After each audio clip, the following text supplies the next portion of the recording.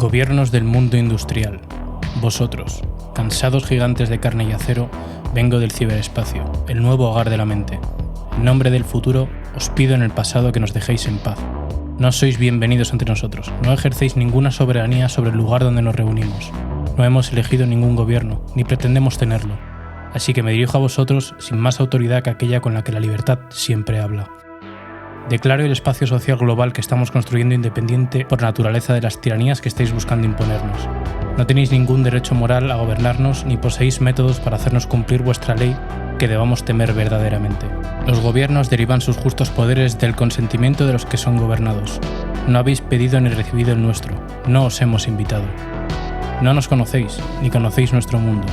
El ciberespacio no se halla dentro de vuestras fronteras. No penséis que podéis construirlo como si fuera un proyecto público de construcción. No podéis. Es un acto natural que crece de nuestras acciones colectivas. No os habéis unido a nuestra gran conversación colectiva, ni creasteis la riqueza de nuestros mercados. No conocéis nuestra cultura, nuestra ética, o los códigos no escritos que ya proporcionan a nuestra sociedad más orden que el que podría obtenerse por cualquiera de vuestras imposiciones. Proclamáis que hay problemas entre nosotros que necesitáis resolver.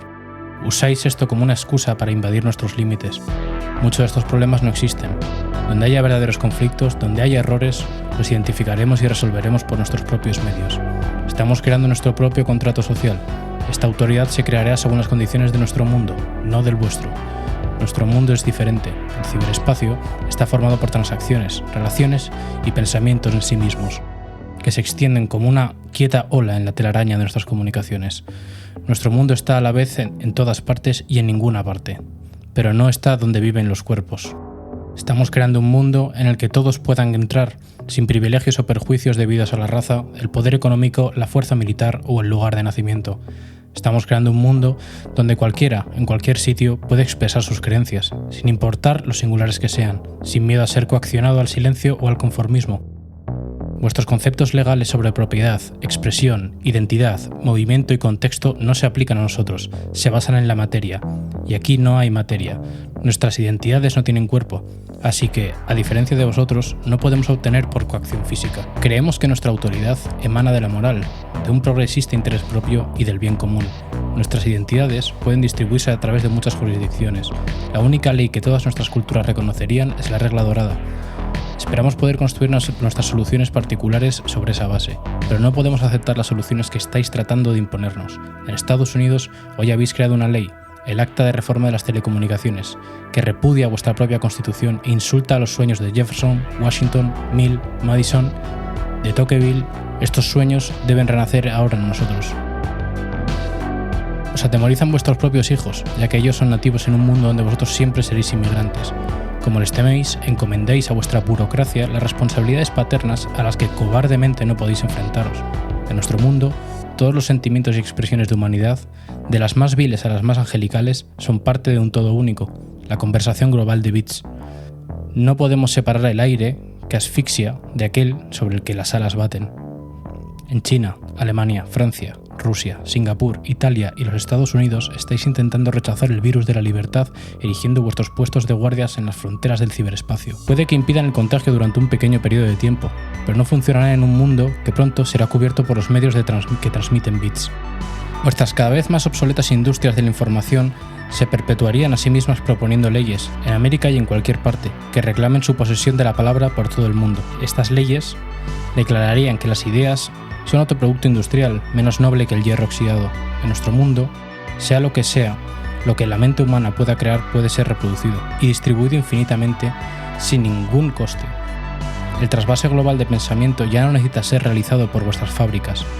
Estas medidas, cada vez más hostiles y colonialistas, nos colocan en la misma situación en la que estuvieron aquellos amantes de la libertad y la autodeterminación por la que tuvieron que luchar contra la autoridad de un poder lejano e ignorante. Debemos declarar nuestro yo virtual, inmunes a vuestra soberanía, aunque continuemos consintiendo vuestro poder sobre nuestros cuerpos. Nos extendemos a través del planeta para que nadie pueda encarcelar nuestros pensamientos. Crearemos una civilización de la mente en el ciberespacio, que sea más humana y hermosa que el mundo que vuestros gobiernos han creado antes. John Perry Barlow. Declaración de Independencia del Ciberespacio. Muy buenas, gente. Hoy venimos con un podcast especial. vamos a tratar el tema de los cypherpunks, porque creemos que ya que todos nos movemos en el mundo de Bitcoin y de la soberanía digital, la privacidad y la seguridad en las redes, creo que para entender todos estos conceptos hay que entender de dónde surgen, ¿no? Todo este mundo de la criptografía, de por qué es necesaria la privacidad y también entender el dinero de los cypherpunks, que hablaremos en última instancia dentro de este podcast, que es Bitcoin, ¿no? Y por qué es importante entender a los cypherpunks para entender Bitcoin, por lo menos bajo mi punto de vista. Hoy es un capítulo especial también porque contamos con el cuarto miembro, o el primero, da igual, aquí no hay rankings, de Guns N' Commerce, que es Stark. Muy buenas, Stark. Hola, muy buenas, ¿qué tal? ¿Cómo estamos? Ya tocaba estar por aquí, ¿no? Sí, ya tocaba. Buenas, Gorfat. Yo. Echaba de menos el podcast, tío. ¿Siempre entras haciendo el tonto o es que va en tu ADN? Bro, es que tú no sabes dónde yo vivo, pero es costumbre. Ah, vale, perdona. Bueno, estar campeón. Hemos mejorado a Adrián. No, hombre, no diga eso. Adri, te queremos. Bueno, chavales, este podcast me hacía mucha ilusión hacerlo, hablar de los cypherpunks, porque creo que además hay muchas veces que se escribe mal, ¿no? Se ve por ahí que ponen cyberpunk y no es cyberpunk, realmente es cypherpunk, que viene de la palabra de cifrado, ¿no? Háblanos, Stark, tú mismo, ya que estás aquí de nuevas en el podcast, comentaros un poquito qué son los cypherpunks, un poquito los orígenes de este movimiento, con algunos nombres que quieras mencionar, y luego cuando acabe Stark nos completas tú, ¿vale, Gorfat? Vamos a empezar con ello. De acuerdo, yo quiero comenzar lo primero aclarando esa diferencia que has comentado, que creo que es fundamental, que vendría a ser entre los cyberpunk y los cypherpunk. Los cypherpunk vendría a ser ese movimiento político y tecnológico, ¿no?, de los 80, en la cual pues se defiende el uso de la criptografía, entre otras herramientas, pues para la soberanía en el ciberespacio y principalmente la privacidad y la libertad. Sin embargo, los cyberpunk se asocia más al género literario y estético, ¿no?, que se desarrolló también por los 80. En este caso, podemos ver incluso películas como Ready Player One, que es un futuro distópico, ¿no?, que eso, bueno, da para otra cosa, y sigue esa estética cyberpunk, pero no tiene nada que ver con lo que nos acata hoy, ¿no? Como os decía, los cyberpunk promueven esa defensa de la privacidad en el ciberespacio. Es un movimiento que, como también he dicho, se origina en la década de los 80 y hay que analizarlo, o sea, siempre lo analizamos porque no nos queda otra desde el punto de vista de la época en la que estamos, ¿no?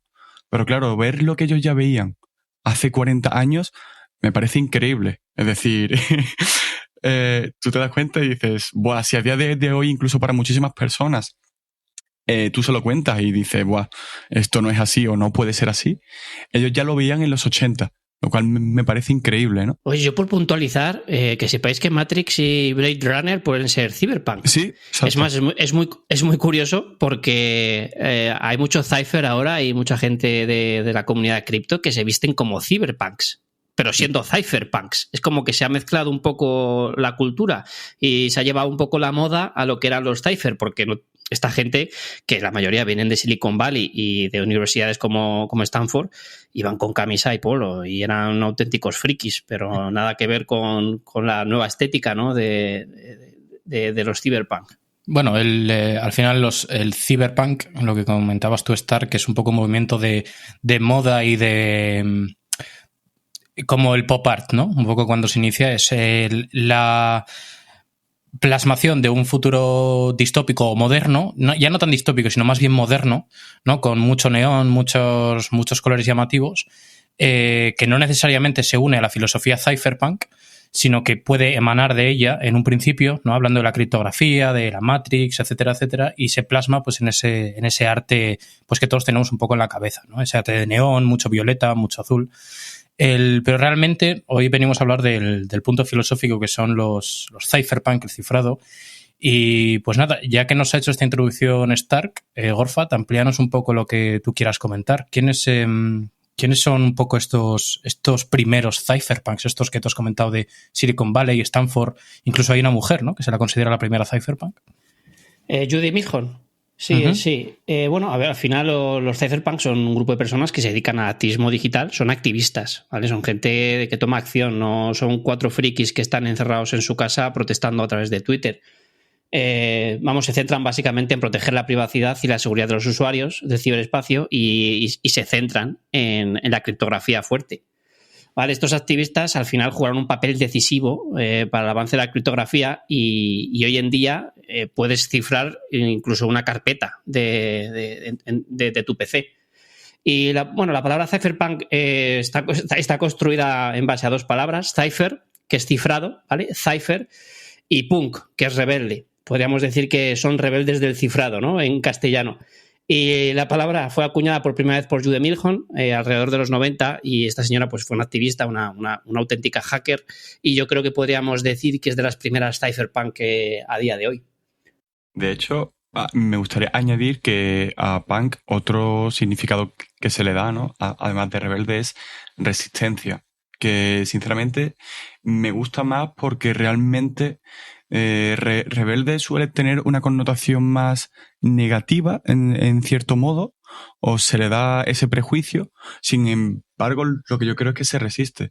Se trata de resistir, ¿no?, a un sistema que pues básicamente trata de adentrarse en lo más profundo de todas nuestras comunicaciones y ámbitos, y más en Internet, ¿no? Y es por eso que a mí me gusta más esa connotación de resistencia. Yo también lo veo más como una resistencia porque, de hecho, en títulos de ensayos o de manifiestos, como está el manifiesto Cypherpunk, el manifiesto de la Declaración de Independencia del Ciberespacio, el manifiesto criptoanarquista, en todos se menciona desde ese eje neural de una resistencia al poder establecido y sobre todo al poder material, ¿no? Es decir, nosotros concebimos la vida desde un punto de vista material, tenemos edificios, tenemos casas, propiedades, cosas tangibles que que siempre están bajo el amparo del Estado, ¿no? El Estado al final es quien te da la identidad, es quien te da la propiedad, porque tú tienes que registrar tu casa. Entonces, el ciberespacio es como un espacio intangible donde no existe la materia y básicamente se permite, como John Perry Barlow dice en su Declaración de Independencia, se permite la libertad de la mente, ¿no? ¿Por qué? Porque no hay un bien tangible que pueda ser coaccionado físicamente, y las ideas pueden fluir libremente, y la forma en la que tienen de fluir libremente no son solo los bits son sobre todo el encriptado, ¿no? Porque el encriptado es lo que te da la privacidad, es lo que te da la soberanía, ¿no? Quería un poco introducir este tema y que me comentéis un poquito vuestras impresiones o qué decían esta gente de por qué era importante la privacidad, ¿no? Y por qué tomaban como eje neural la criptografía. De hecho, la criptografía fue declarado en Estados Unidos un problema de seguridad nacional, ¿no? ¿Alguien me puede ampliar un poco esto? Quien quiera. Yo creo que podríamos lanzar una pregunta. ¿Internet qué es exactamente? Uh-huh. Para mí es un sistema de comunicación, ¿no? ¿Fue diseñado para ser seguro? No, realmente no. Uh-huh. Internet fue diseñado para comunicarnos, ¿no? Y yo creo que esta gente vio un problema y realmente quisieron ver las posibles consecuencias y fueron pioneros en impulsar la seguridad a través de la criptografía. Es más, la criptografía surgió para proteger tanto al individuo como a los estados, ¿vale? Y creo que debemos conocer para eso quién es Ralph Merkle, ¿vale? Que es un hombre que nació en California allá por 1952, doctor en ingeniería eléctrica por la Universidad de Stanford. Y este hombre presentó hasta la fecha uno de los trabajos criptográficos más importantes de su época, ¿vale? Secreto, autenticación y sistema de clave pública, que a día de hoy, pues, todos sabemos un poco de qué va, ¿no? Y en 1980 presentó protocolos de llave pública por sistemas cripto. Y además, pues posee trabajos en informática no ligados a criptografía, como todos conocemos los árboles Merkle, que es una estructura de árbol única que permite verificar rápida y económicamente la información de todo un conjunto de datos. Esto, a día de hoy, lo podemos ver en Bitcoin y en otras criptomonedas. Es cierto que en los 80 realmente el desarrollo de la criptografía, tanto asimétrica como simétrica, eran importantes, pero el hardware, la baja potencia computacional y su complejidad hacían que el desarrollo de la criptografía no fuera tan desarrollado como podemos ver en los 90 y en los 2000. Y no quiero extenderme mucho más, no sé si queréis interrumpirme por aquí. Yo quería comentar que es que precisamente, ¿no? Y por llevar esa cronología, en este caso yo quería hablar de Timothy May, ¿no? Bueno, ya en 1988, como he dicho, que no se puede juzgar con los ojos de ahora, sino que para mí que lo viera en su momento es algo, bueno, excepcional. Y hay gente que dice... Bro, Stark, sí. Perdóname, tío.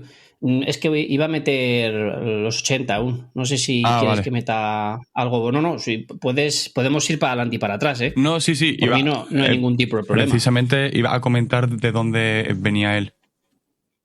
Vale, no sé si quieres que vaya introduciendo un poco más. Sí, dale, sí, mejor. Bueno, ARPANET, ¿lo conocéis los dos?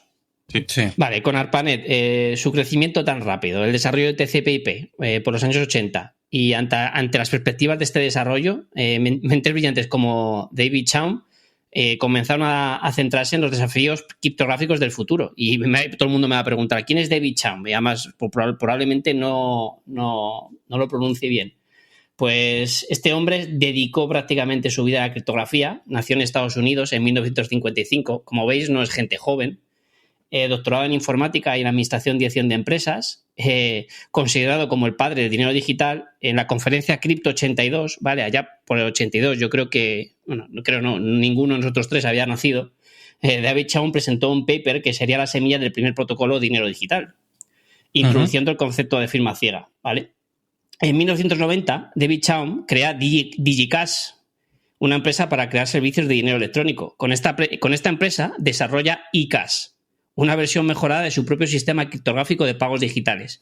Como veis, Bitcoin es la mejora de todo esto, pero ya había gente que precedía a Satoshi Nakamoto y que venía pisando fuerte y sentando bases. Sí, de hecho, Bitcoin no es la primera criptomoneda, por así decirlo, el criptodinero, el primer criptodinero. Yo por lo que tengo entendido, y corregidme si me equivoco, es realmente el primer protocolo que soluciona de una manera magistral lo que es el problema del doble gasto y a través del Proof of Work y del sistema del UTXO, ¿no? Has acertado. Sí.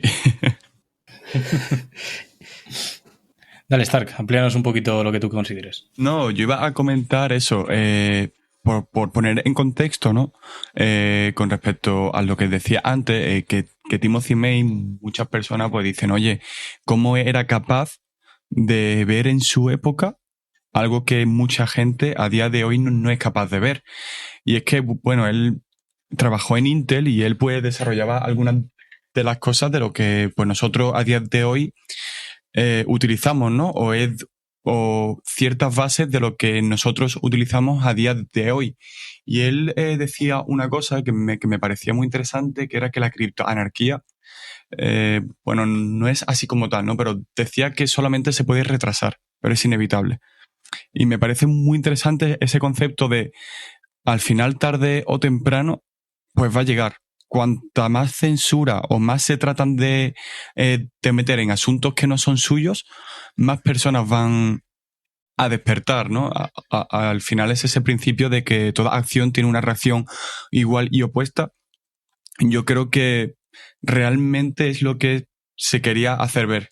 Que puedes decir que ahora somos 4 gatos y lo que tú quieras, pero antes eran 4 gatos, ahora somos 8 y en el futuro seremos 16 y es cuestión de tiempo que la gente acabe no en armas, no que se levante en armas, porque esto es lo que me parece lo más bonito, ¿no? No tratamos mediante ningún tipo de violencia de molestar a nadie, sencillamente con herramientas que se crean de código abierto para el uso de cualquier persona, que no figoneen en nosotros y que nosotros seamos libres de expresar lo que queramos, de decir lo que queramos, sea bueno, malo o neutro. Sencillamente ser libres, lo cual incluye obviamente una dura protección por la privacidad gracias al cifrado. Ya luego más adelante pues nos podemos ir por ejemplo, a Eric Hughes, o no sé si queréis comentar ante alguna otra cosa, o bueno. No, simplemente comentar que estoy muy de acuerdo que lo realmente asombroso es como una persona se podía con su mente adelantar tanto a los tiempos que vivía, ¿no? ¿Cómo se podía imaginar que... Bueno, de hecho, tú has comentado que trabajaba en Intel, ¿no? Eric Hughes, si no me equivoco, has dicho. Timothy May. Timothy May, perdón. Ahí existe algo en los procesadores que todo el mundo conocerá, que es la ley de Moore, ¿no? Que dice que cada 2 años somos capaces de poner en un procesador el doble de transistores. Y él, yo creo que al final, creo que él lo dice, de hecho, en su manifiesto, es que la criptografía llegará a un punto que será demasiado potente para ser detenida, dada los incrementos en la potencia del hardware, ¿no? Y un poco se basa en esto, porque Moore fue uno de los cofundadores de Intel. Y creo que tiene toda la razón. Al final, hoy en día, hay mucha gente que critica que, por ejemplo, Bitcoin no puede ser un dinero fuera del control del Estado porque utilizamos el Internet, que está en última instancia bajo control del Estado, bajo control de las grandes empresas multinacionales. Y aquí os quería hacer esta pregunta. ¿Creéis que realmente ocurre esto? ¿Que como nosotros no tenemos una red independiente de Internet, nos van a poder censurar? Claro, aquí ya entramos en que hay que censurar puertos, conexiones, IPs. No sé, yo recientemente tú comentabas que esto es como una criptorebeldía, ¿no? Y que toda fuerza aplicada en una dirección se aplica en la misma proporción en la dirección opuesta. Hace poco estamos viviendo en la red Tor bastantes ataques a los nodos de la red Tor, porque son públicos al final, y rápidamente un desarrollador ha implementado un protocolo de Proof of Work para los nodos para intentar evitar los ataques de DOS, de denegación de servicio. Entonces es un poco lo que dices tú, ¿no? Es decir, cuanto más me presiones, el ingenio humano más se va a caracterizar y mayor fuerza va a sacar, ¿no? El ingenio humano. Claro. Entonces yo os quería hacer esta pregunta. ¿Creéis realmente que como nosotros al final utilizamos la infraestructura que es Internet, que está controlada en última instancia por el Estado a través de las grandes compañías, ¿tenemos problemas al utilizar Internet? ¿O vamos a tener problemas en un futuro para usar Tor, por ejemplo? Realmente creo que esto es... A ver, pues tanto como uno quiera ser capaz de ser o distópico o utópico. Yo creo que ahí está la lucha, ¿no? De cuánto tú quieras ver que son capaces de llegar ciertas personas. Que utilizamos su Internet, sí, pero también es nuestro, en el sentido de, imaginemos que mañana cualquier servicio de mensajería, el que tú quieras, o bueno, peor aún, obligatoriamente todos los servicios de mensajería tienen que ser visibles, es decir, no puede tener encriptación. ¿De acuerdo? Voy a encriptar directamente mis mensajes. ¿Eso lo pueden prohibir? Eso en teoría no se ha prohibido. ¿Qué es lo que ocurre? Puede llegar a ocurrir que quieran censurar y que nadie pueda usar, por ejemplo, PGP. Sí puede ocurrir, pero ¿a qué punto tendríamos que llegar para que eso ocurra, no? Entonces, claro, yo voy más por el hecho de que si, por lo que sea, por defecto, la criptografía no va a estar en ciertos servicios, habrá formas de aplicarlo. Entonces, bueno, yo tiro más por lo utópico, yo creo, y al final, si nos creásemos nuestro propio Internet, es decir, si llegásemos a ese punto de que en el Internet que conocemos a día de hoy no podemos estar, pues se crearía una Darknet, ¿no? Como podría ser, o Tor o I2P, y se crearía una nueva, o aumentaría el flujo por ahí, el flujo de personas, o realmente también tendrían la capacidad de censurarlos, tanto en cuanto hay unos servidores físicos que pueden llegar a tumbar, o una energía que pueden llegar a cortar, según lo apocalíptico que uno se quiera llegar a poner.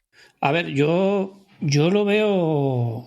Soy más optimista, pero no porque piense que vayan a ir mejor las cosas, sino porque al final veo que si siempre el ser humano, cuando ha intentado pegarse y han entrado en guerras, pues localizamos perfectamente la tierra, el mar y el aire.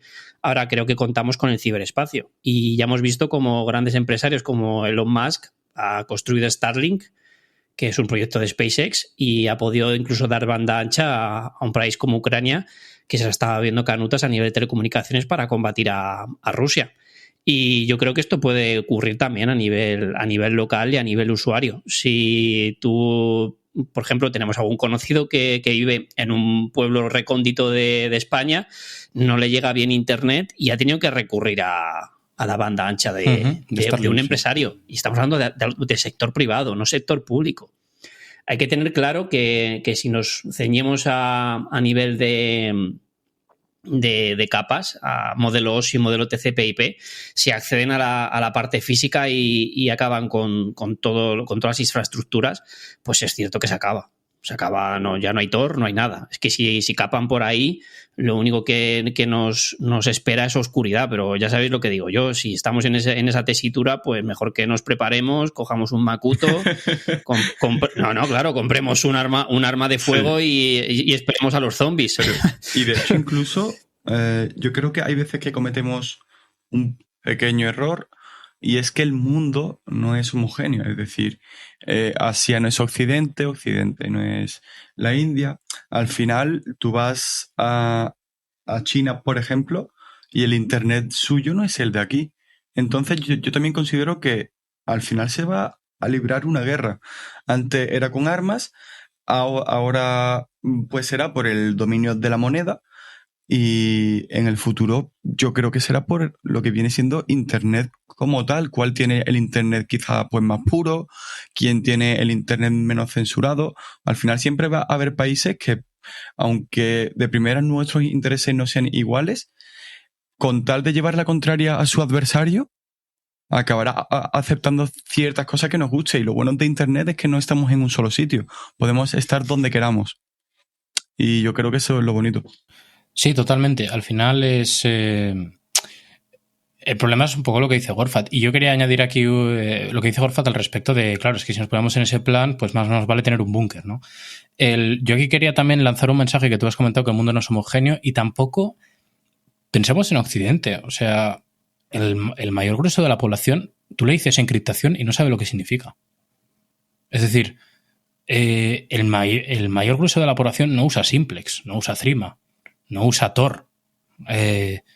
Entonces, por un 5%, te digo 5% al azar, me lo acabo de inventar, que sí que usa estas herramientas para comunicarse P2P, que ya tienen formas de pincharlo de otras formas, porque como tú dices bien físicamente, el problema es que hay gente que sabe cómo encriptar de punto a punto real, no la encriptación de punto a punto de WhatsApp, pero una buena encriptación que usa esas herramientas, que es un porcentaje muy reducido de la población. Es decir, tampoco van a montar ese pifostio por un 5%, porque yo creo que de hecho les interesa que exista ese ecosistema como es Tor. De hecho, Tor en un principio está creado para el ejército estadounidense. Exacto. De hecho, una cosa que yo sí que considero por la cual Bitcoin sí que será o sí que va a triunfar y, por ejemplo, Monero va a quedar relegado a algo más... digamos, de nicho, ¿no? Es por el hecho de que precisamente lo que tú dices, o sea, la gente va a usar WhatsApp, va a usar Facebook Messenger y la gente también puede utilizar Threema, SimpleX o Simplex y otros sistemas de comunicación seguros o Signal. ¿Qué es lo que ocurre? No los prohíben porque saben que ellos mismos, por ejemplo, Puigdemont aquí en España, hay ciertos mensajes que no se han podido ver porque él utilizó Signal. Si hubiese quedado prohibido, ellos no podrían. Y ellos, o sea, entre gente poderosa que va en contra nuestra, incluso en contra de la privacidad, la utilizan y la defienden, pero para ellos. ¿Qué es lo que pasa? Que ellos saben que la gente por lo general seguirá utilizando WhatsApp, Facebook Messenger y, por ejemplo, con respecto a Bitcoin, sucederá igual. El grosso de la población, si acaba habiendo esa adopción masiva y demás, lo utilizará a través pues de token de Bitcoin, pero no de Bitcoin real. Y si lo utilizaran el Bitcoin real, será con un fuerte KIC, ¿no?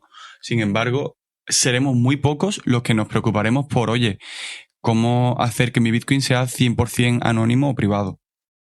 Que ese es el punto.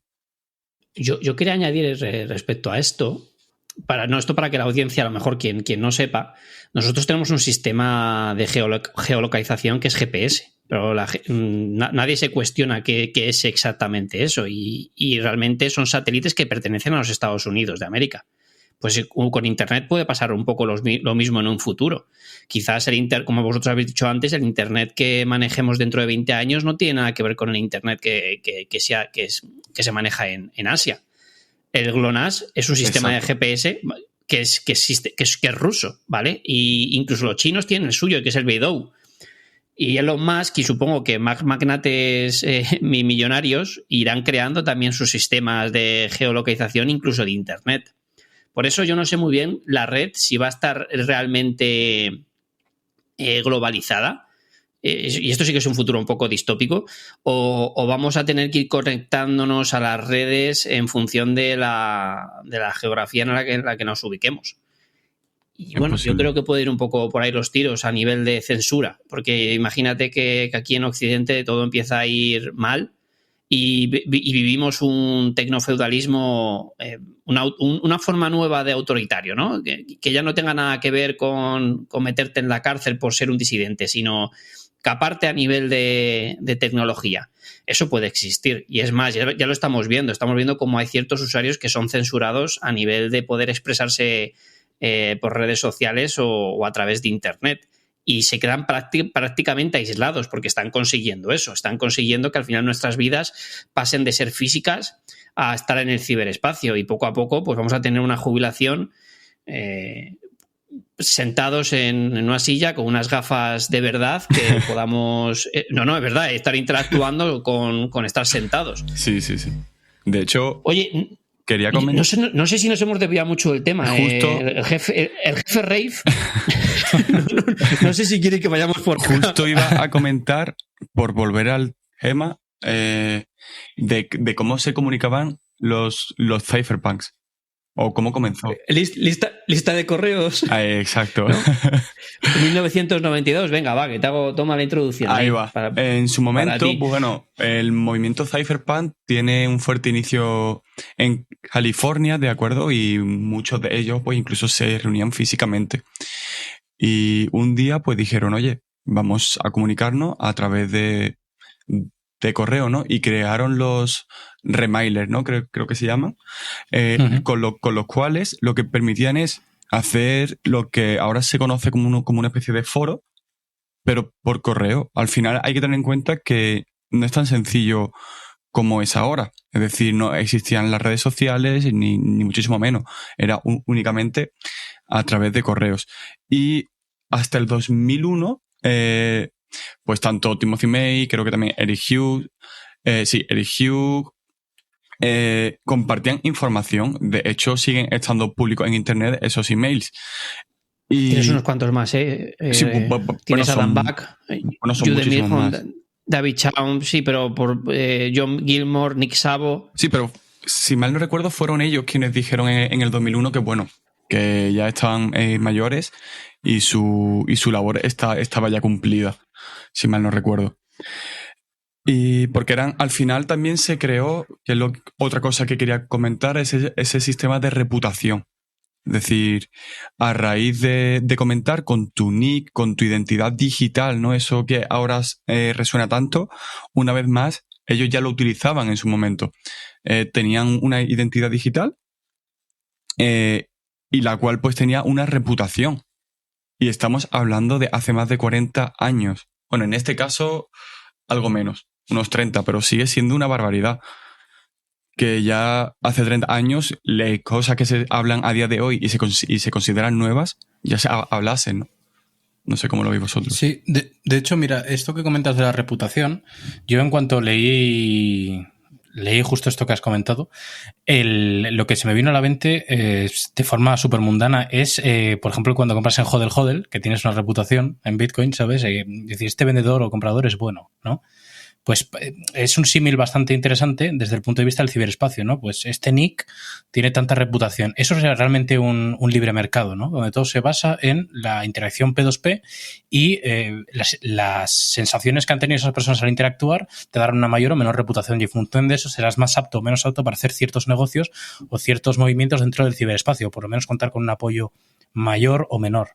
¿no? Simplemente quería puntualizar eso porque me parece un buen símil, ¿no? Me parece bastante interesante del hecho de que, oye, este tío, cuando yo le compro Bitcoin o le vendo Bitcoin en Hodel P2P o en cualquier otra plataforma, pues es un tío que cumple. Por continuar, antes de hablar de las herramientas, ¿no? Y de lo que viene siendo los nuevos cypherpunks, así más relevantes, también añadir que con respecto a la Declaración de Independencia del Ciberespacio, que la escribió John Perry Barlow, cuando se mostró en 1996 en el Foro de Davos, estamos hablando de que una persona en el Foro Económico Mundial habló a los que realmente no se consideran los dueños del mundo, porque al final son empresarios, políticos, gente de altísima influencia.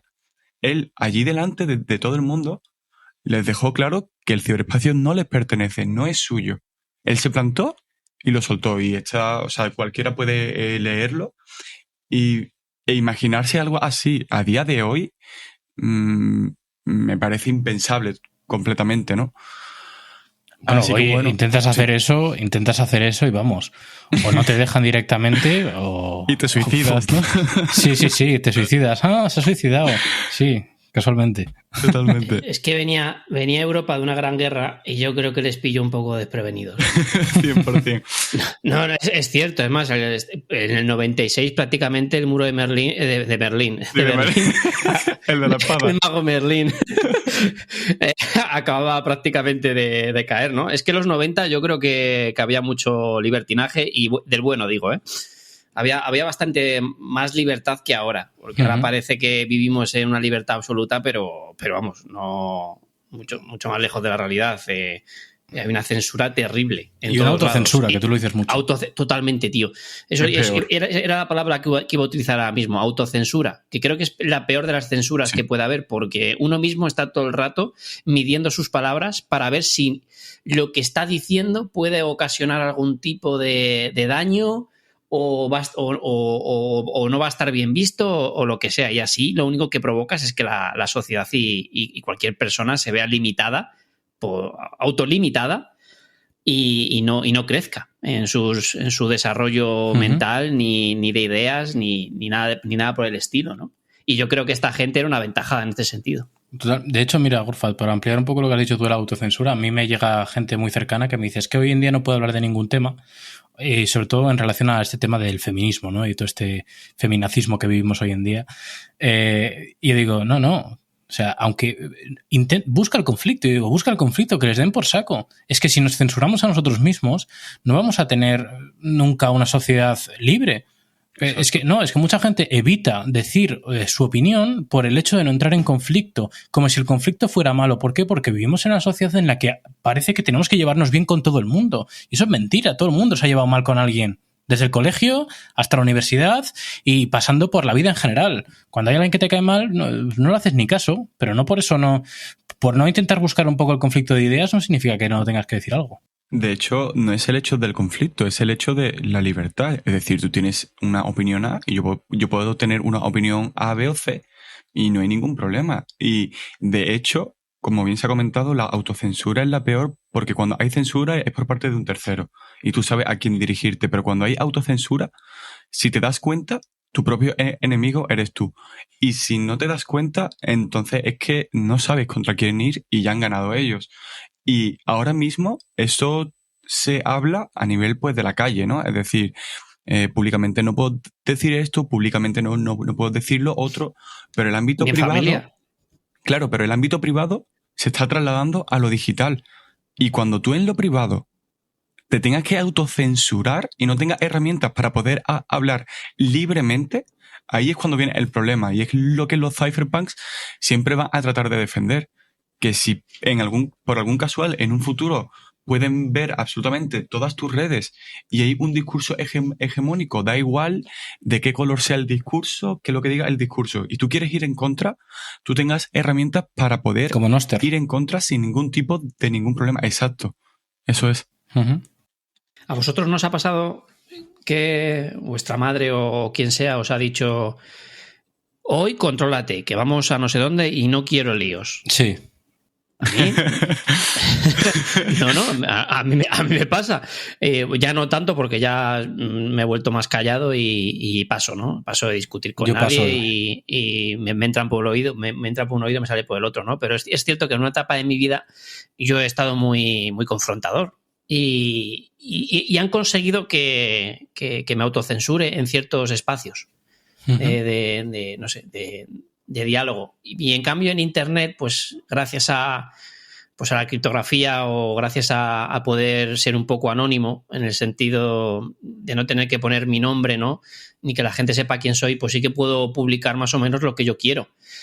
Pero estamos viendo que necesitamos ese anonimato o esa privacidad porque como sepan todo lo que nos rodea y quiénes somos realmente, en el plano físico nos pueden arruinar la vida. Y hemos visto casos donde hay gente a la que se le funa y se la censura en todos lados, incluso laboralmente hablando. Sí, por eso, perdona, Stark, yo creo que esto que has comentado, Gorfat, yo creo que lo importante es aparece en El Caballero Oscuro, tío, en Batman. Lo dice muy claramente Bruce Wayne, ¿no? En esa película dice, es importante ser un símbolo. Sí. Y yo creo que eso es la clave, ¿no? En la criptografía, el ser anónimo, el ser privado, el ser un símbolo. Un símbolo no lo pueden tumbar. Lo que representa ese símbolo, ¿no? Adelante, Stark. No, sí, de hecho, ¿cuántas veces hemos estado charlando por cualquiera de los medios privados, ¿no? que utilizamos a diario y hemos dicho, ¡buah! El día que puedan ver este grupo, acabamos en la cárcel los 4. Totalmente, sí, totalmente. Que incluso en muchos casos, bueno, en la mayoría de casos son bromas, pero es que incluso hay casos en los cuales las bromas han tenido sentencias judiciales. Entonces, claro. Uh-huh.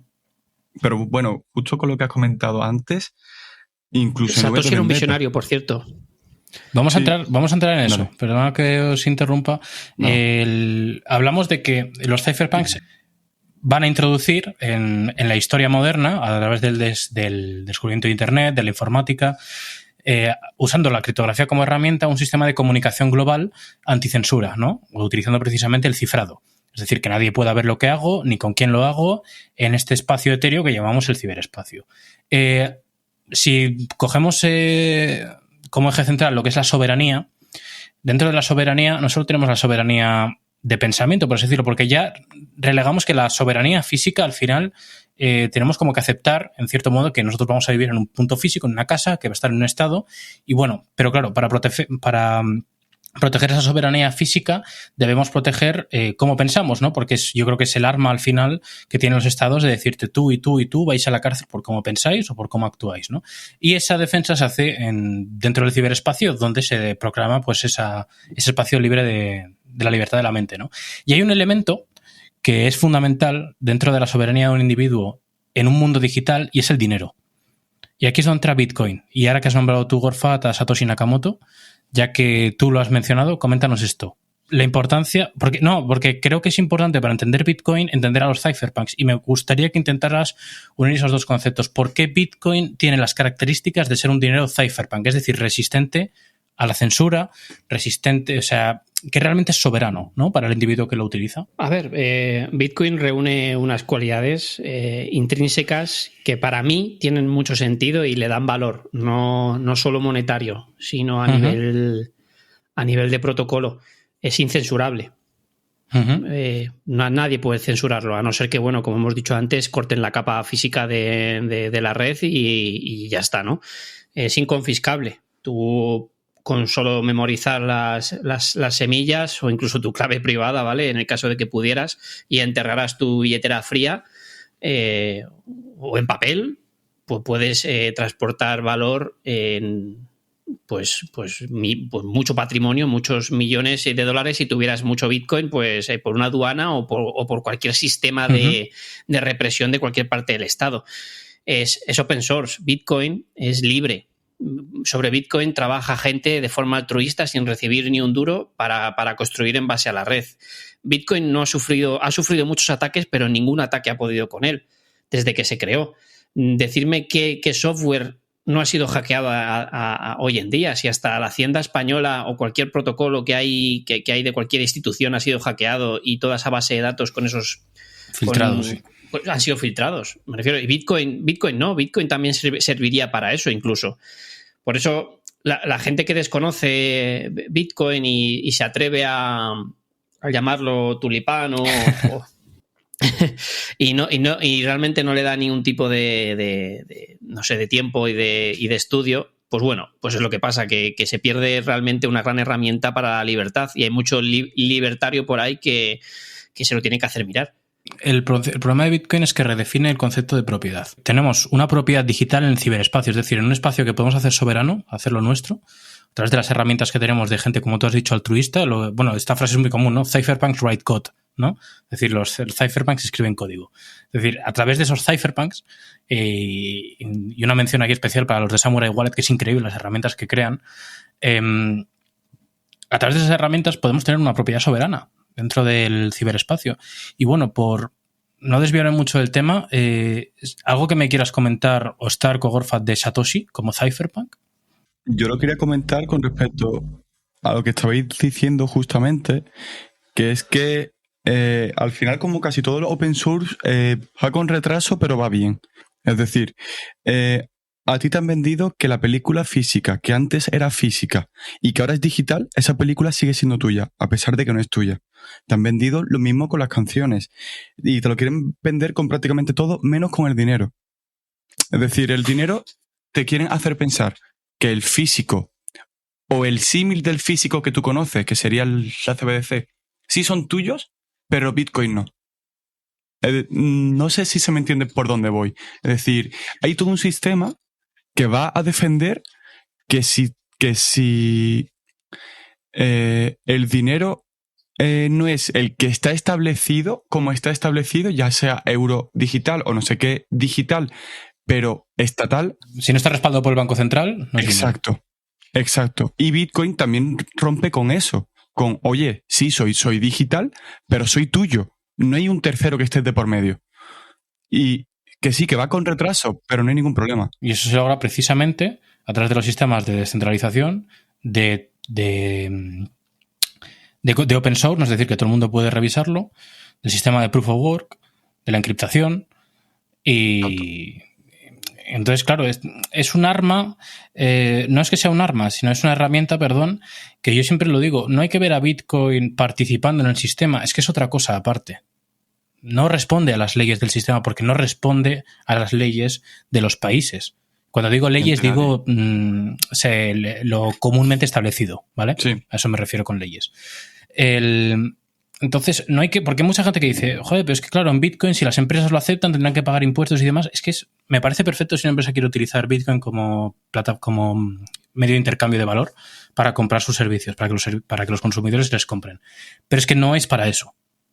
Es decir, lo pueden utilizar porque es libre, perfecto, que me des la opción, pero realmente Bitcoin es para que, yo siempre lo digo, para que si yo vivo en un mundo distópico, conozco un pescador que me acepta Bitcoin y con su barco me lleva a un sitio a la frontera del otro país que está a 20 millas náuticas. Para mí eso es Bitcoin. No sé si se entiende. Sí, 100%. Eso es, pues yo creo que eso es fundamental entenderlo, y creo que todo esto emana mucho de esa independencia de la soberanía en el ciberespacio que redactaron los cypherpunks o que implantaron los cypherpunks. Exacto.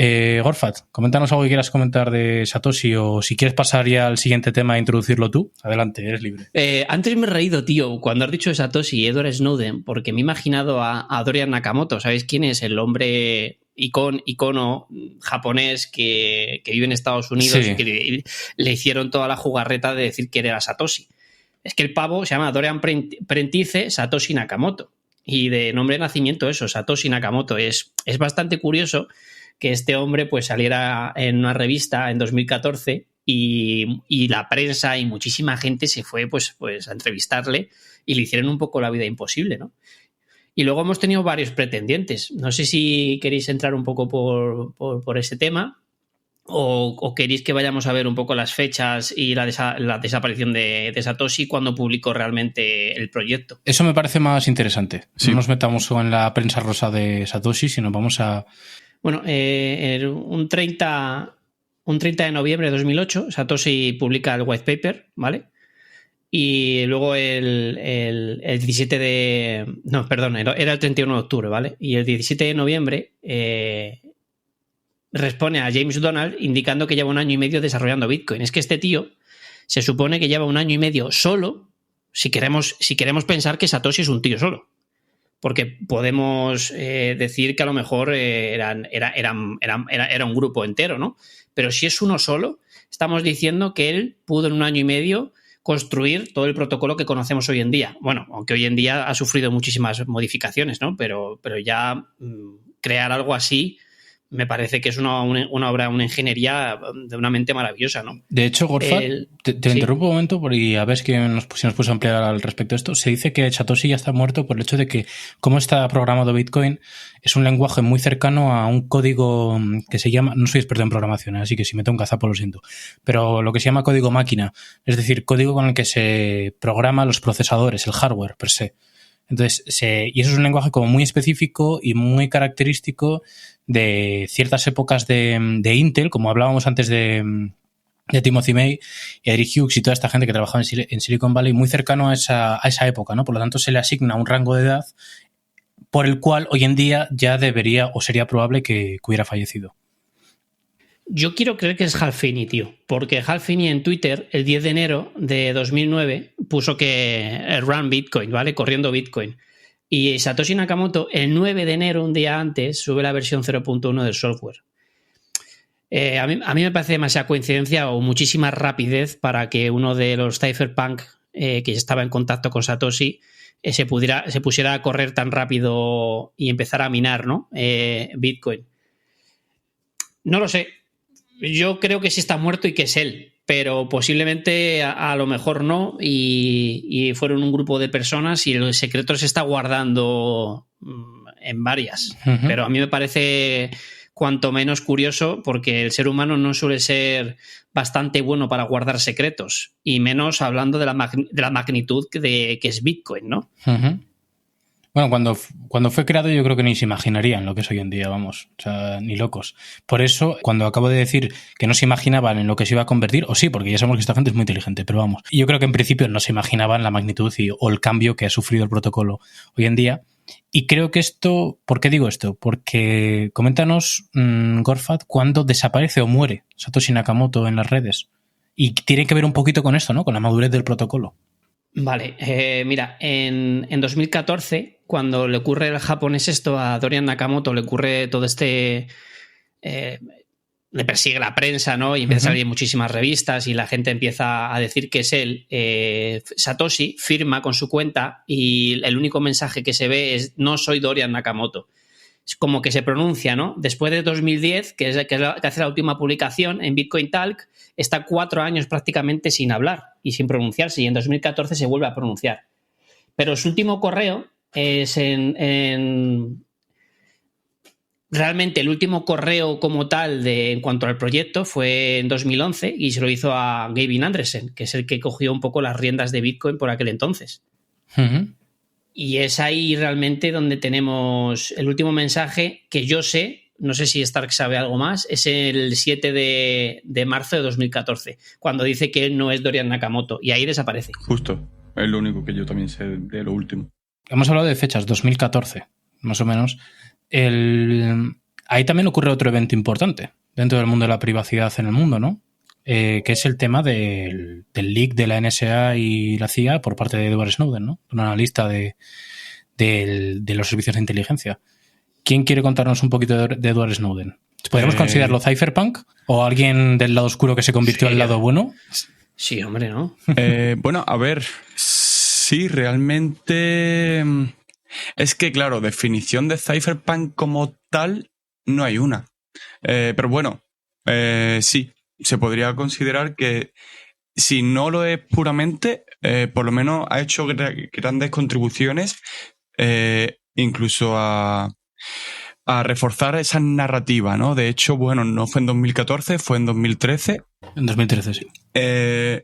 Y es que él mostró lo que realmente era capaz de hacer la NSA, ¿no? Y el gobierno de los Estados Unidos. y por lo tanto otros gobiernos de igual magnitud.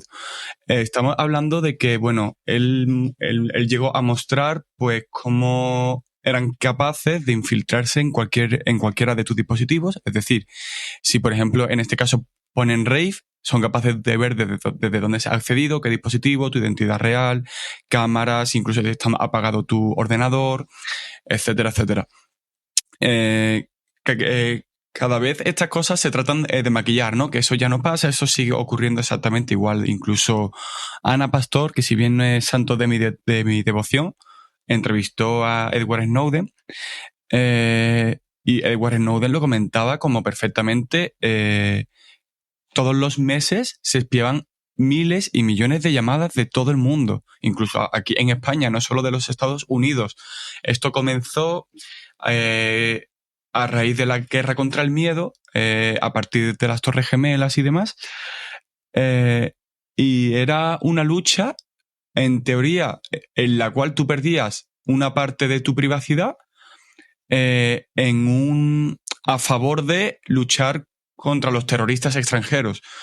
Y acabó siendo un control absoluto sobre la población y lo que sucede en ella, sin evitar que personas extranjeras sigan pudiendo hacer estragos, extranjeras o del propio país, ¿no? Pero lo digo por la retórica que ellos mismos llegaron a vender. Edward Snowden está ahora mismo en Rusia, está exiliado, no puede volver a Estados Unidos. Y mostró, pues bueno, todo lo que sucede, ¿no?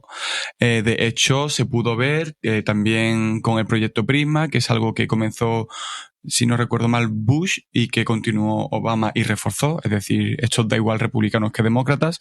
Hay ciertas cosas que siempre convergen, en las cuales, con el proyecto Prisma, lo que hacen es que con las grandes corporaciones son capaces de ver y acceder a todo lo necesario o a todo lo que quieran.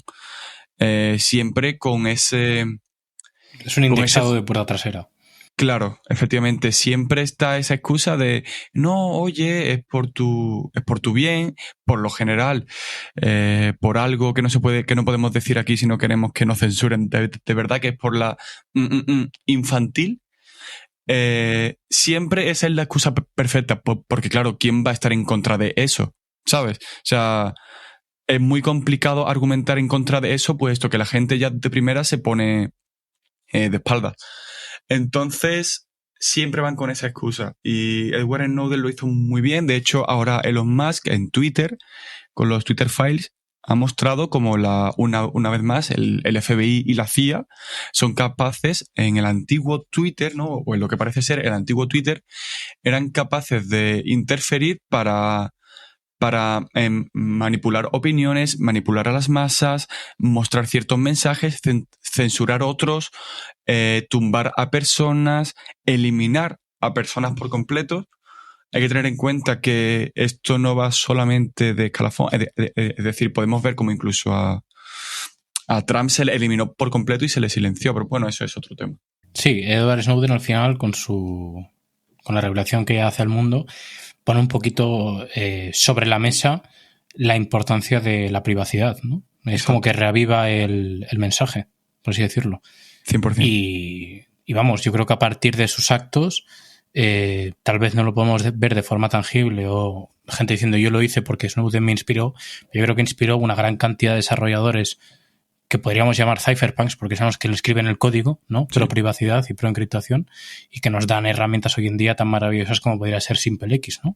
100%. Y de hecho, fue una herramienta para...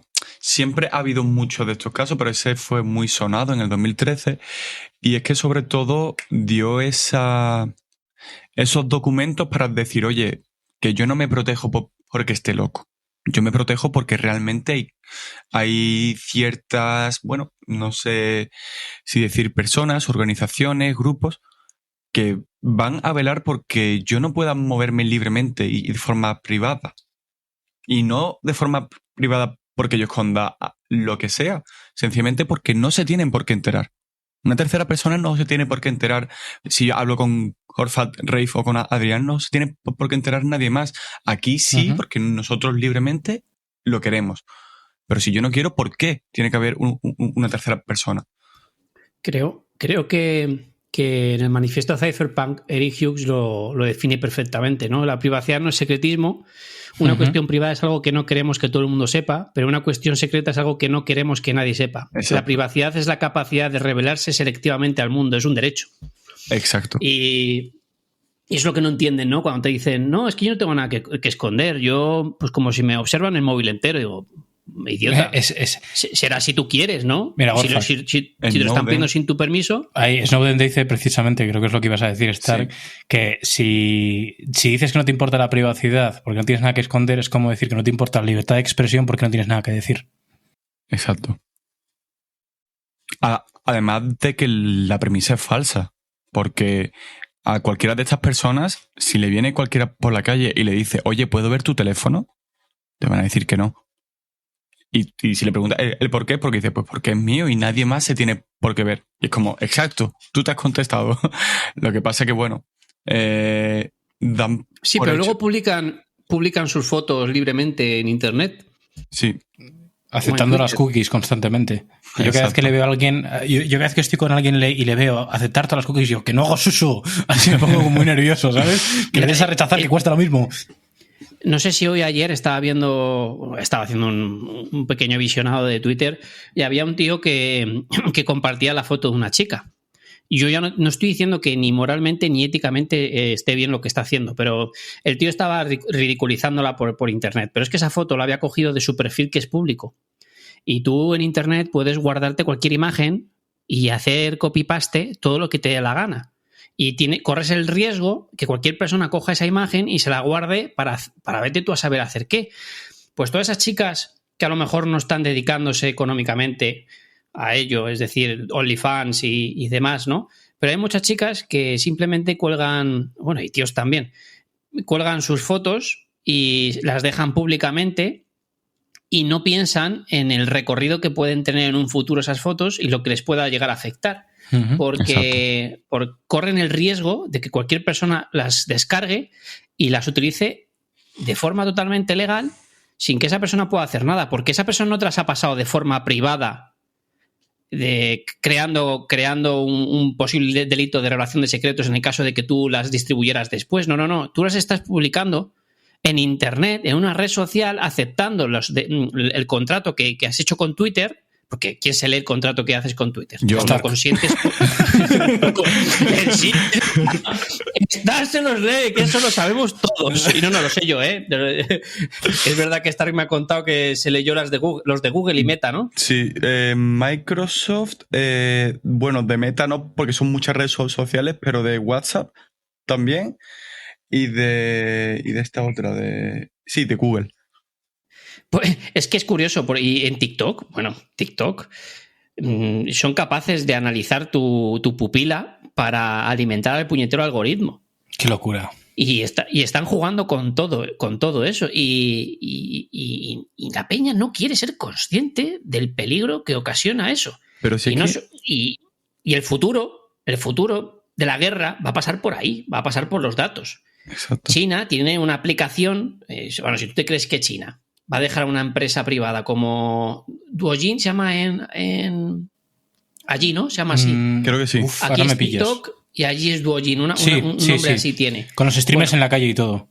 Eso es. ¿Tú te crees que esa gente va a permitir que esa empresa privada se industrialice por cualquier parte del mundo, sobre todo en Occidente, y no tengan parte del pastel? Y esa parte del pastel, obviamente, son los puñeteros datos. Exacto. De hecho, no hay que irse, ni siquiera vamos a ir a algo que la gente pueda... Porque no es solamente tu teléfono, no es solamente tu ordenador. No me acuerdo si fue iRobot o Roomba. Fue esto, es increíble. Roomba. Fue Roomba, ¿no? Lo que a comentar, ok. Pues básicamente en el periodo de pruebas de una versión de no sé qué, hubo una chica que, bueno, mientras el robot limpiaba, ella estaba en el cuarto de baño, pues sentada haciendo sus necesidades, y acabaron fotos suyas filtradas, y a día de hoy tú la puedes ver, porque se han filtrado. Y, o sea, ya no es cuestión de cómo debería ser, cómo tú crees que puede ser. es que si hay una cámara y está conectado a un servicio centralizado o a una empresa de la cual tú no sabes cómo tratan tus datos y no eres capaz de verificarlo, siempre ten muchísimo cuidado. Cualquier micrófono y cualquier cámara. Porque no eres el dueño. Y una vez más con lo que tú has dicho de la foto. Sí, pero un tercero no debería... Claro, pero lo que no deba no es lo que va a suceder. Va a suceder lo que tiene que suceder o lo que puede suceder. Y eso es una lástima. Y a raíz de esto, si me permitís, quería comentar, que no solo Bitcoin se ha creado a través de los cypherpunks, ¿no? También el sistema de peer-to-peer o de P2P, el cual, pues lo más conocido, eDonkey, Emule, Torrent, uTorrent, etcétera. Básicamente es un protocolo para tú intercambiar archivos. Es tan sencillo como eso, y que parece que la gente se descarga una película, pero no sabe de dónde viene todo esto, de qué filosofía viene. O sea, y es algo que está muy arraigado, que hay veces que pensamos que solamente es Bitcoin o que solamente es para usos de 4 raritos y ni muchísimo menos.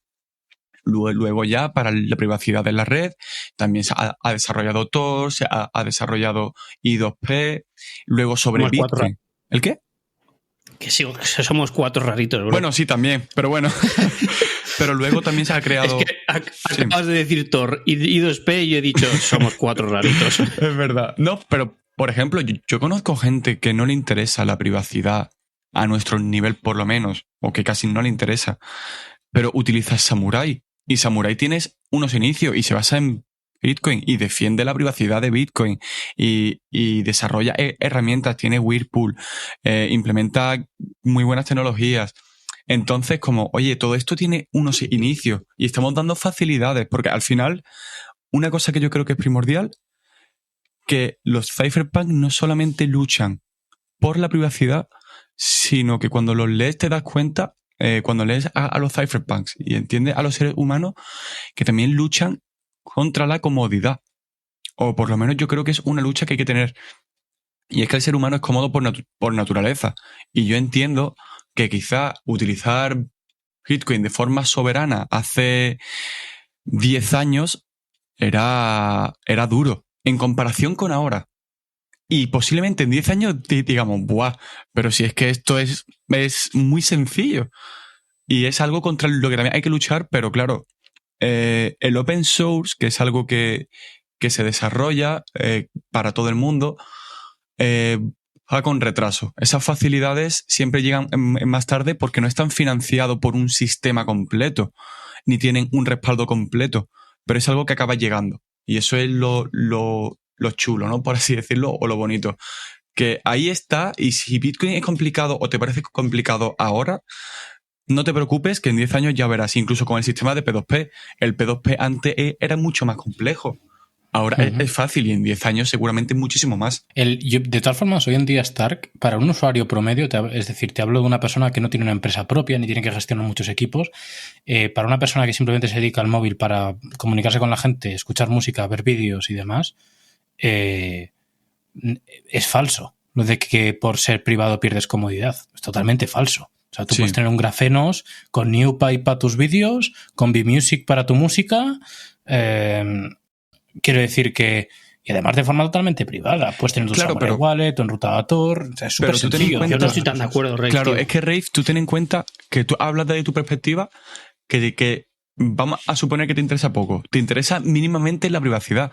Pero es que cuando tú coges un iPhone y sencillamente acercándolo a otro, has cambiado de teléfono con acercarlo uno a otro. Si no mejoras eso, se quedan con el iPhone.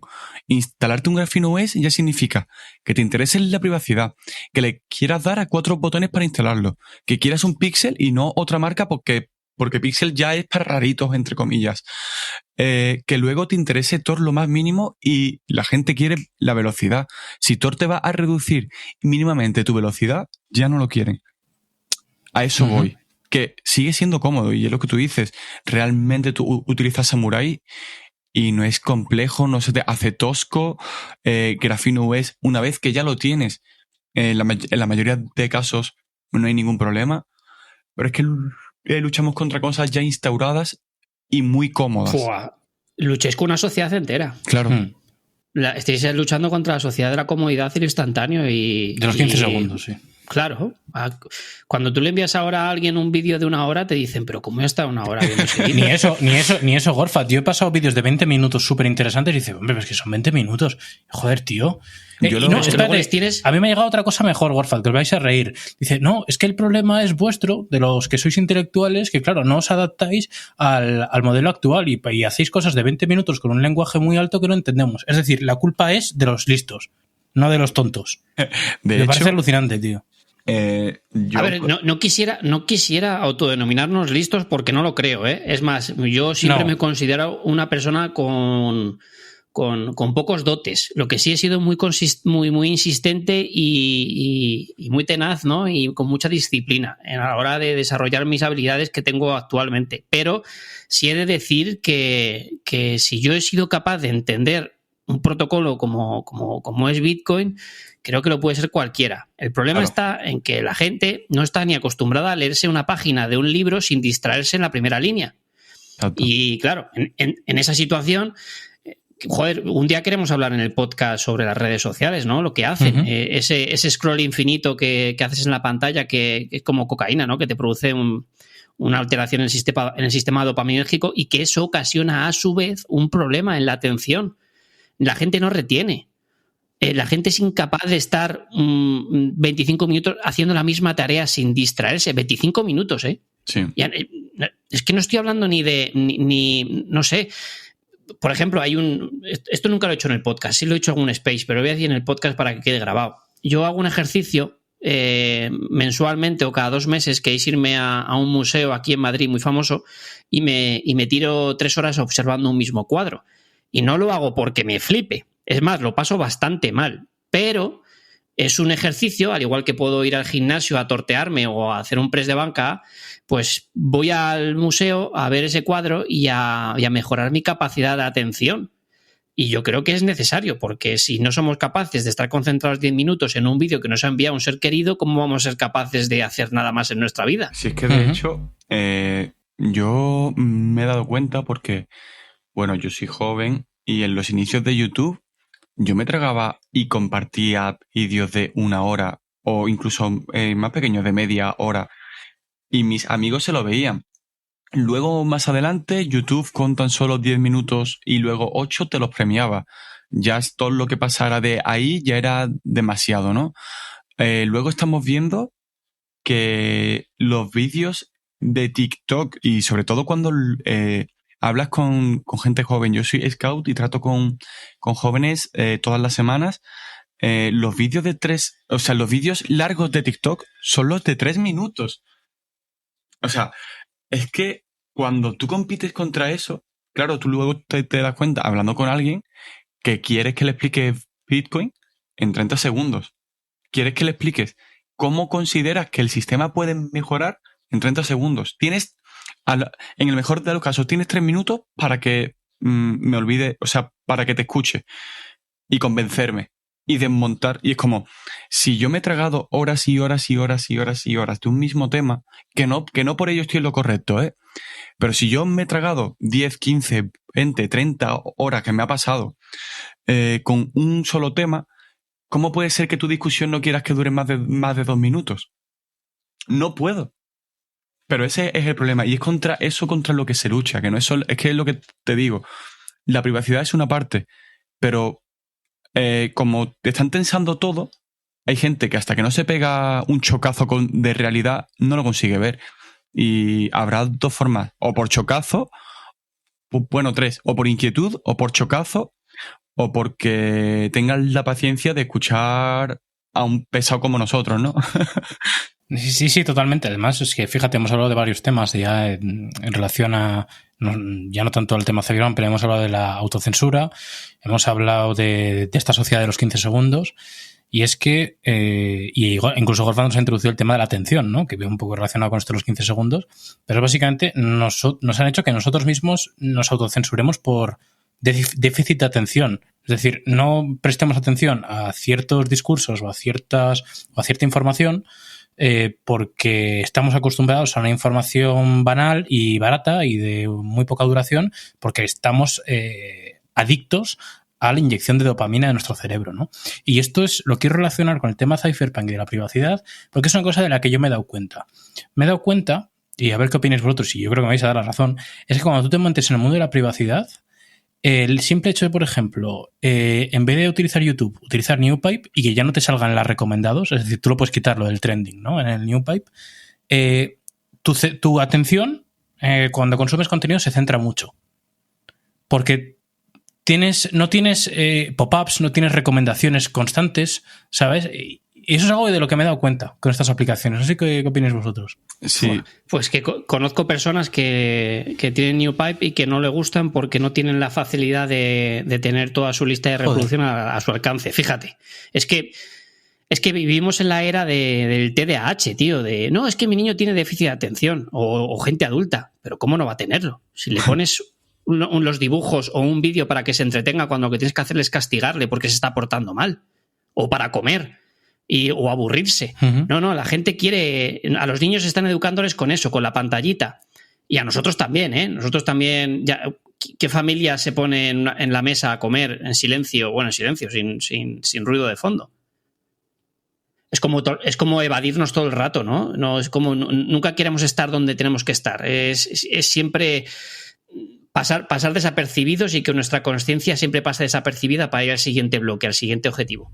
De hecho, yo considero que lo único bueno que puede tener estos sistemas de recomendaciones es cuando los pules a partir de un sistema que considero óptimo. Por ejemplo, a mí me ha pasado, sobre todo en los inicios de utilizar YouTube, interesarme por un solo vídeo de privacidad y que luego me salgan 10.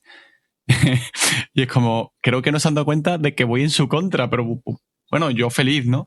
Ahora que ya tengo los suficientes recursos, no necesito de sus sistemas. Utilizo NewPipe y ya sé de dónde sacar información, sé de dónde hacer ciertas cosas y en cierto modo yo creo que nosotros también no tratamos de estas cosas realizarlas.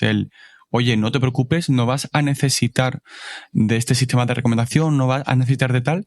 Nosotros te estamos ayudando a, en diversos temas, pues tener ciertas herramientas o píldoras que podrán estar mejor o peor. Pero nosotros te las aglutinamos y tú te las tomas, las examinas, oye, o quizá no te gustamos y te vas con otra persona que te interese más lo que diga, ¿no? Uh-huh. Hablas desde el punto de vista de, bueno, que existen las herramientas, que la gente las pruebe y que elija un poco cómo moldearlas, ¿no? Cómo utilizarlas, sí. Exacto. Bueno, de eso siempre hablamos, ¿no? El camino de la privacidad y demás, tú siempre lo dices, Star, y creo que es lo más adecuado. Tú puedes ir a la calle con un velo negro, con un manto que te cubra totalmente, ¿no? Y sí. Bueno, igual hoy en algunas regiones de España ya no destacas, pero si a ti no te decía el socorrista que bañarse con camiseta estaba prohibido por cuestiones de higiene, pues yo estoy viendo ya alguna con el París del PSG, con el chándal del PSG bañándose. Nos ha jodido.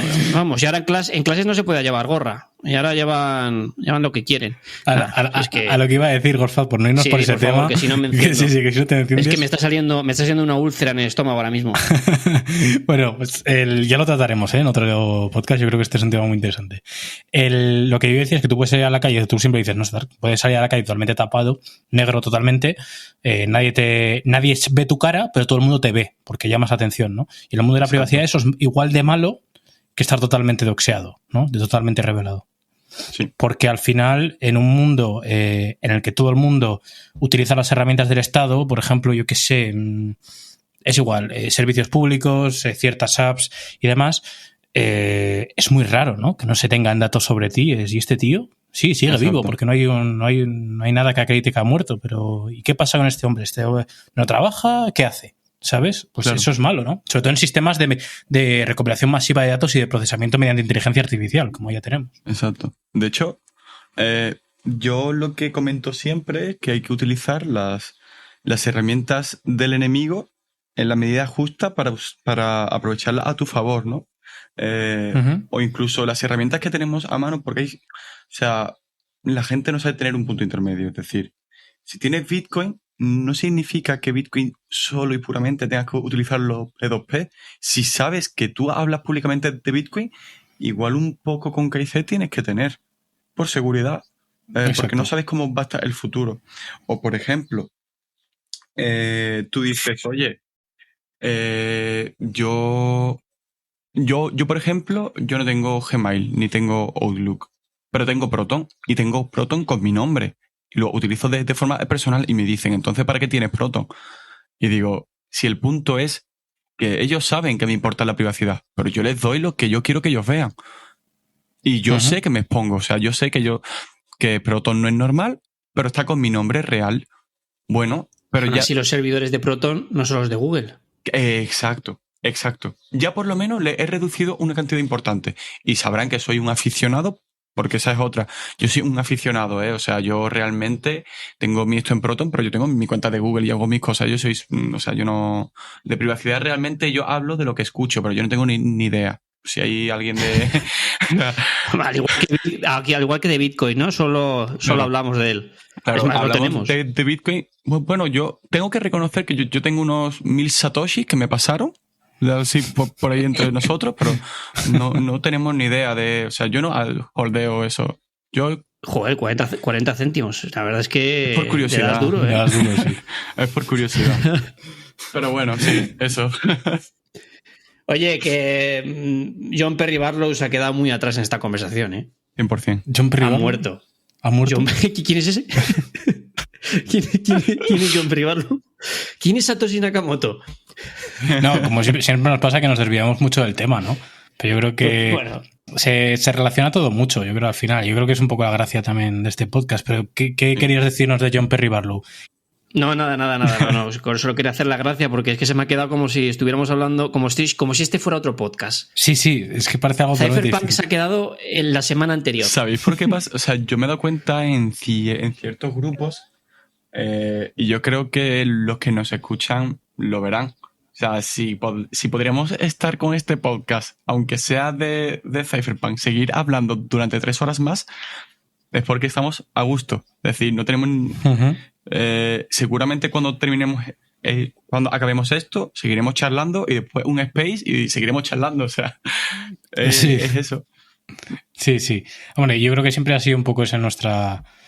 Quiero decir, al final, esto no es publicidad ni nada. Si tú quieres saber algo muy específico, por ejemplo, de Bitcoin, tienes otra gente, ¿no? En el mercado. Tienes gente como Luna, por ejemplo, que es un gran referente. Y yo creo que nosotros en nuestro space es un poco más bajar el nivel a una parte más de discurso, más filosófica, un poco, por decirlo de alguna forma, desde la barra del bar, ¿no? Pero tampoco sin ser unos pedazos de cuñados. Pero yo creo que también, joder, esa es la gracia, ¿no? Del pod. Gorfat, ¿algo que nos quieras decir acerca de cuñados y barras de bar? No, que al final muchas conversaciones productivas salen de ahí. Es más, nosotros quiero pensar que tenemos una conversación de cuñados siendo y estando muy leídos, ¿vale? Son muchas horas de tripular la nave y de mucha práctica. Pero al final lo hacemos conscientemente. Si yo me pongo a hablar del bit, del SA200pi y me pongo a hablar del número, yo qué sé, de IP, del IPv4, UPv6 y la gente se pone a decir, ¿pero qué está diciendo este chalao? ¿Qué idioma habla? Que si Whirlpool, Ricochet, Stonewall, y la gente está diciendo que si hablo otro idioma, ¿no? Al final, que es que nosotros intentamos hablar un castellano que entienda a todo el mundo. Y no es que sea para subnormales, al revés, es para gente que quiere iniciarse, pero ponérselo de una manera un poco más simpática. Joder, yo me he criado con Luna. Y me ha sido difícil, ¿eh? Me ha sido complicado escucharle. He tenido que sacar el diccionario. Pues bueno, yo quiero mejorar un poco a Lunaticoin, pero no lo que hace, sino al yo de hace unos años. Decir, oye, pues habrá gente como yo que quiera meterse en este mundillo y a lo mejor no esté preparado para lo que está enseñando ahora mismo Luna. Eso sí, cuando ya sepa lo suficiente, es el momento de dar el paso y a lo mejor escucharnos a nosotros en esta barra distendida, ¿no? Pero técnicamente no es nuestro perfil y el suyo sí. Añadir que el que digamos que estamos leídos no significa que que estemos en lo correcto. Es decir, hay gente que ha salido el manifiesto comunista y se lo cree. Entonces, teniendo en cuenta eso, como tú dices, Gorfa, es acercarlo, y quizá a la gente no le importa exactamente que en 1993, el 7 de febrero, la gente quiere saber cómo ocurrió, más o menos. Y listo, y ya luego indagar si le interesa. Ya que te hemos vuelto ahí a épocas pre-cypherpunks, creo que has dicho 73, no estoy seguro, por cerrar un poquito el bucle y salirnos de la barra del segundo podcast paralelo que hemos hecho, quería preguntaros quiénes son los herederos de los cypherpunks hoy en día. ¿Les podemos poner nombre o así que vosotros conozcáis o alguien que dé unas ideas o ya podemos extender el término cypherpunk a ya no solo el que escribe código sino el que promulga unas ideas? Yo creo que nosotros somos cypherpunk, tío. Yo no sé abrir una consola. Porque... Es broma. Yo no me considero, ¿eh? No, pero podríamos hablar de que el criptoanarquismo y el anarcocapitalismo forma parte de la cultura cypherpunk. A lo mejor la cultura cypherpunk es algo más una idea y un movimiento activista y luego ya sí cuando hablamos de anarcocapitalismo o criptoanarquismo yo creo que es el desarrollo y la evolución de todo esto. Y ahí sí que nos metemos en teoría política. Y yo creo que sí que podíamos ser partícipes de esto, aunque no piquemos código. De hecho, mira, una cosa aquí interesante, que sé que a Stark le va a gustar esto. Los cypherpunks se inspiran mucho en la escuela austriaca de economía. Y hay una persona que era un libertario que hoy en día está en la cárcel, que es Ross Ulbricht. Coméntanos un poquito. Es que nos hemos dejado Ross Ulbricht, el creador de Silk Road. ¿Quieres comentar algo de esto, Stark? Comento sobre él en concreto, es decir, sobre... Lo que tú quieras, lo que tú quieras. Bueno, coméntanos qué es Silk Road, cómo pensaba esta persona. En resumen, este chico tuvo la magnífica idea, ¿no?, de crear un comercio libre en Internet que aceptaba Bitcoin. Estamos hablando de que se veían pues precios por sustancias, ¿no? 2009. Sí, efectivamente. Se veían pues precios de 4, 5, 6 Bitcoin, que claro, a día de hoy tú dices, ¡buah!, ¿qué estabas comprando?, ¿no? Pero como dice Gorfad, hay que ponerse en el contexto. Y fue Boy Scout también, ¿eh? Prefiero que guardas un poco ahí... Yo soy Scout, soy Scout. Boy Scout era antes. Por eso digo que ha creado Hydra Market. Guardéis un poco de relación, amigo. A lo que iba. Sencillamente, este chico creó un comercio libre de sustancias que se consideraban ilegales o ilícitas y aceptaba Bitcoin. El envío era libre. Él sencillamente creó esa plataforma. ¿Qué es lo que ocurre? Que a pesar de que él no consumía, o bueno, en teoría no lo detuvieron por ello, ¿no? Lo detuvieron por la creación de dicha plataforma. Él fue el que acabó detenido, ¿no? Él utilizó Bitcoin, utilizó Tor, pero aún así acabó detenido. Lo que se dice es que realmente esto se debe...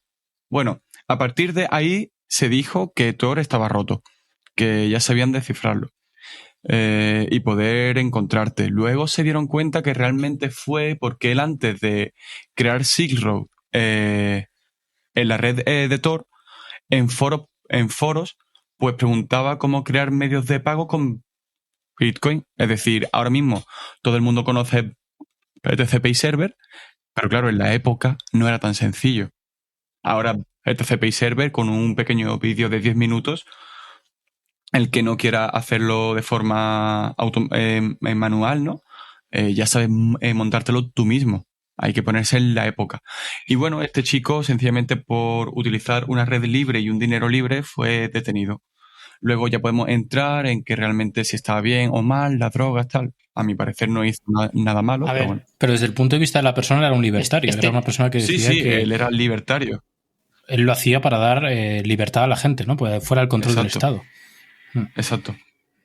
Este tío fue acusado de lavar dinero, de hackear ordenadores, de conspiración por narcotráfico y por contratar sicarios, con la intención de eliminar a un antiguo empleado suyo. Pero también se habla que realmente fue una trampa del FBI porque dos integrantes del mismo FBI también fueron detenidos porque ellos mismos se hicieron apropio de los Bitcoin que le quitaron a Ulrich. Vale, por eso que nunca sabremos muy bien cuál fue realmente los delitos de este chaval. Es realmente joven, ¿vale? Nació en el 84. ¿Y la pena desmedida que le cayó? Sí, no, 2 cadenas perpetuas, más 40 años de prisión sin posibilidad de libertad condicional. ¿Sabes qué es lo que pasa? Que, claro, una vez más, sicarios, tal... Claro, te ponen en una premisa que es como... yo no puedo estar en contra de que a este chico le caiga una pena, pero es cierto. Ese es el punto. Es que no lo sabremos. Ese es el punto. Sí, pues para preguntarle lo llevamos claro. Bueno, su familia sigue luchando por él, pero ya ves algo en algún tipo de medio de comunicación. Os aconsejo que busquéis freeros.org, porque ahí está la página oficial donde la familia pues cuenta todo. Es más, a día de hoy lleva 3.547 días en prisión, ¿vale?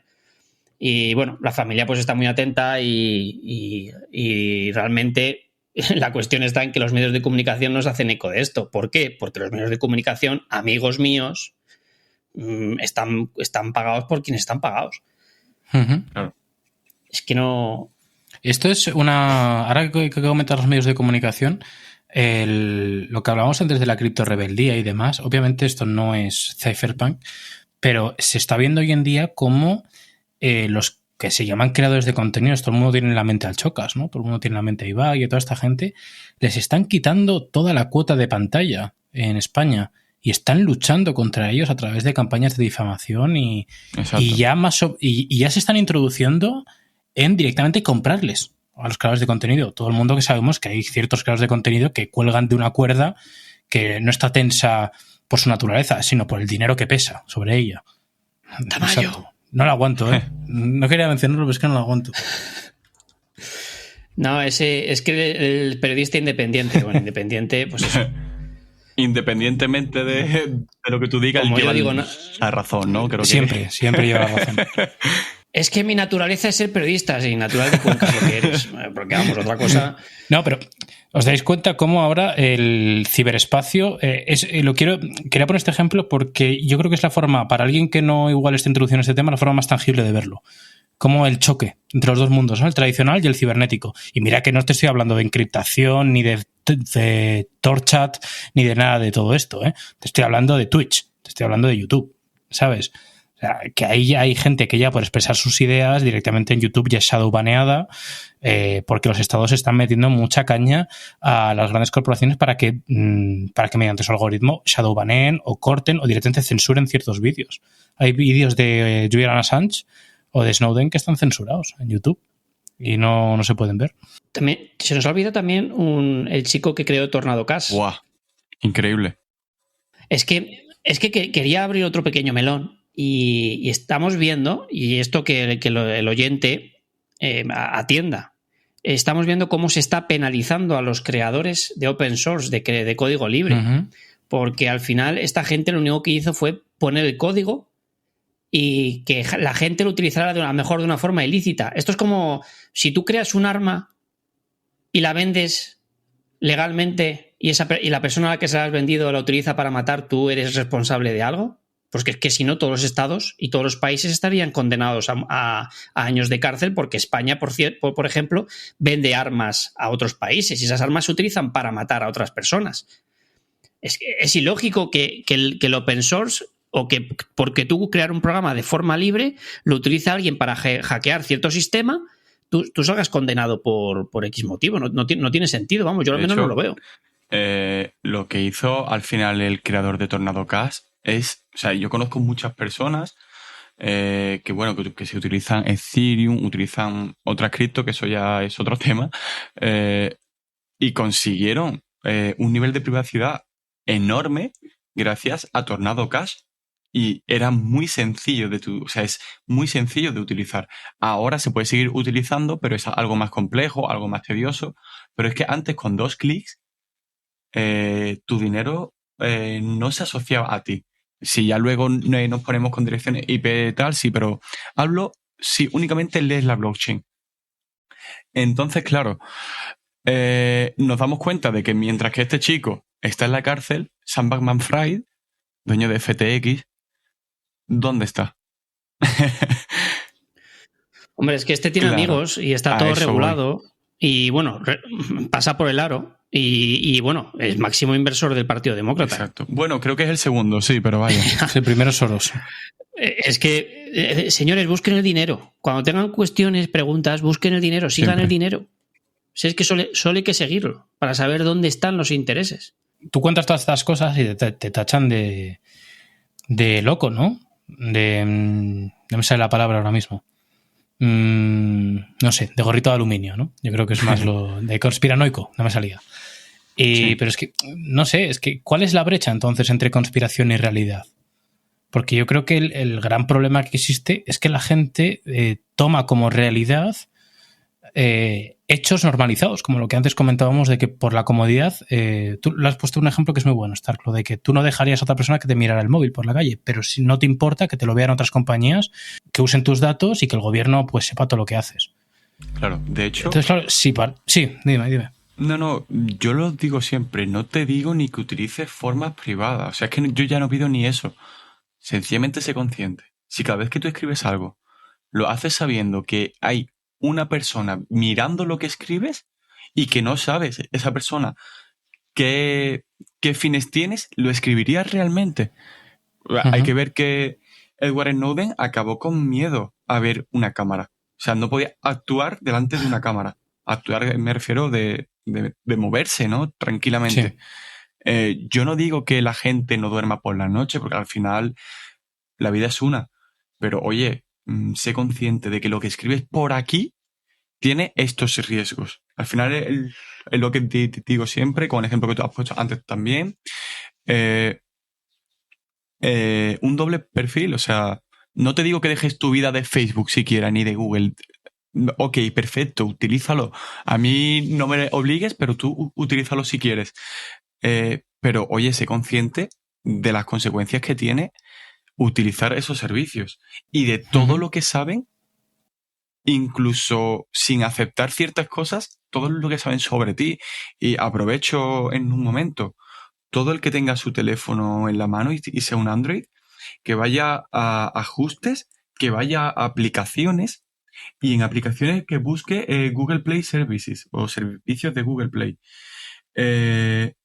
Y verá que de todos los permisos hay uno que no puedes desactivar, que es la actividad física. Es decir, dónde se encuentra tu teléfono y cómo se mueve tu teléfono. ¿Y por qué? Pues cohesiónatelo. Una Pues Faraday. porque no eres dueño. No, los Google Play Services son un espía dentro de tu móvil, es un malware, Claro. Básicamente. O sea, es un malware legal. Quien no conozca las bolsas Faraday, en AliExpress, por 10 euros y menos las tienes.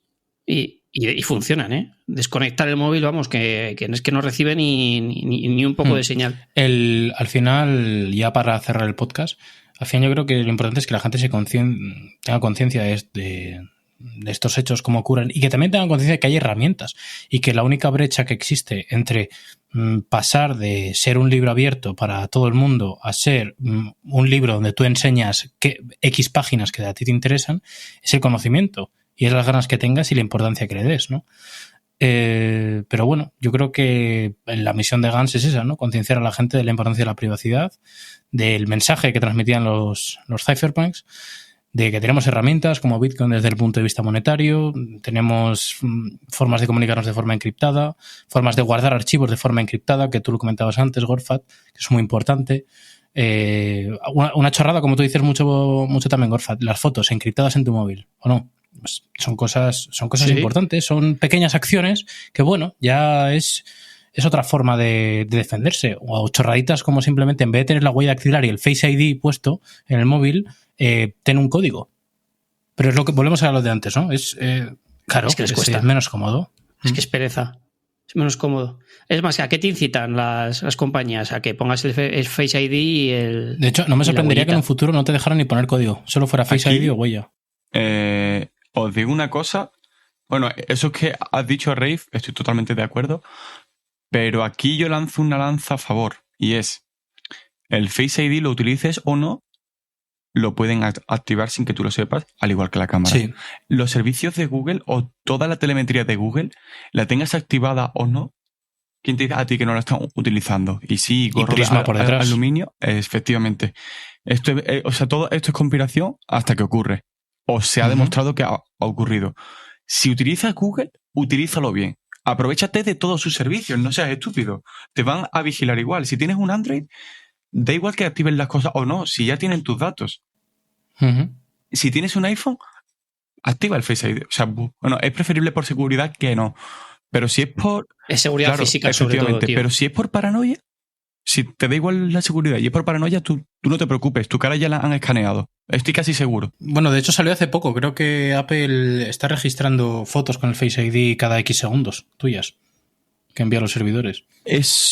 Sí. Y las aplicaciones, cuando tú vas a subir, por ejemplo, una foto a Twitter, a Instagram o TikTok, cuando ya tienes la foto cargada, la aplicación ya se queda con tu foto, aunque no la publiques. Exacto. Es que es así de heavy. Es que no te puedes ni equivocar. Es que en cuanto ya accedes a tu galería y tengas una foto, la que sea, la comprometida, tienen acceso a todo lo que a todos tus recuerdos, a la forma más privada de... Por eso, por eso es interesante, por ejemplo, sistemas como Grafenos, o bueno, creo que ya viene de Android de base, pero bueno, si tienes los Google Play Services es como que no tienes nada. Lo de los storage scopes, ¿no? Es decir, las tuberías de acceso a datos que tiene el móvil. Es decir, tú a una cierta aplicación le puedes decir con Grafenos, por ejemplo, y con Grafenos sabes que sí que se cumple, de verdad, es que tú le das acceso solo a X carpeta, donde en esa carpeta tienes unas fotos muy concretas, con una metadata borrada a través de otras aplicaciones y herramientas de privacidad, pero bueno, y esos son temas más complejos para el que se quiera meter. Vamos, lo siento mucho porque no sé cómo cortar este podcast, porque me está gustando mucho, pero voy a tirar radicalmente por cortar, porque tenemos que irnos al Space dentro de poco. Y nada, quería preguntaros un mensaje final que queráis dar, Cypherpunks o de la vida, lo que vosotros queráis, y despedimos este podcast que espero que haya quedado bien. Ha quedado récord de podcast, 1 hora y 40 minutos. La verdad que charla bastante distendida, ha estado muy bien. Y bueno, pues yo creo que ya lo he dicho varias veces, pero que quiero recalcarlo. Que al final Bitcoin no es solo teoría monetaria, sino que te lleva a más lugares como estos, ¿no? Como los que hemos tratado hoy, y que hay muchísimo más detrás. Hay una corriente filosófica y política que te llena la vida, y que cada madriguera es un mundo, y que el conocimiento es eterno, y yo creo que somos incapaces de llegar a todo, ¿no? Y nos vamos a morir sin poder alcanzar cada rincón de conocimiento. Así que nada, que sigáis leyendo y aprendiendo sobre lo que os interese, y no dejéis a la vaguería actuar. Yo comentar que, bueno, tenía muchas ganas ya de poder estar por aquí. Lo que pasa es que al final entre vosotros tres vais muy bien, entonces claro, yo soy el nuevo. No, se te da bien, cabrón, si lo has hecho bien. Escucha, yo pensaba que tal, pero bastante bien. No, pues ya no vienen más, Adrián. Nada, broma. A lo que iba, que sencillamente deciros que os toméis esto como una dieta, que sencillamente vais poquito a poco, o lo que se entiende como dieta, ¿no? En el mainstream, que de la noche a la mañana, porque os fijéis en 4 cosas de repente, no cortéis con todo lo que, o sea, con cómo os comunicáis con el ciberespacio o con internet, porque acabaréis con un efecto rebote. Y poquito a poco, si utilizáis Google, oye, ¿qué alternativas tengo? ¿Qué puedo cambiar? ¿Qué hábitos tengo que puedo cambiar? Pero poquito a poco. No le cojas asco a utilizar tu dispositivo, cógele gusto. Bueno, simplemente eso. Yo quería hacer una reflexión que simplemente va un poco al podcast, que hablando de lo que comentábamos antes, ¿no? Que bueno, no queremos que sea un podcast tan técnico, que no sé por qué me ha venido a la mente ahora, que yo le decía a Gorfat, ¿no? Ya verás dentro de unos años cómo mejoraremos. Entonces, lo estaba pensando ahora, ¿no? Porque he dicho, igual ha quedado un podcast, porque hay ciertas cosas que voy a tener que cortar, otras que no. Pero yo creo que es bonito ver cómo las cosas evolucionan, y ahora pensando en lo que le decíamos a Stark, ¿no? Que se lo había dado bien, claro que se lo ha dado bien, joder. Pero que eso, que nos comentéis, os unáis a la comunidad de Telegram y nos digáis cosas que podemos mejorar. Nosotros intentaremos mejorarlas, porque nosotros somos 4 locos aquí haciendo el capullo en el podcast, intentando hacerlo bien. Y nada, os invito a eso, a uniros a la comunidad, a seguirnos en Twitter, y muchas gracias por escucharnos.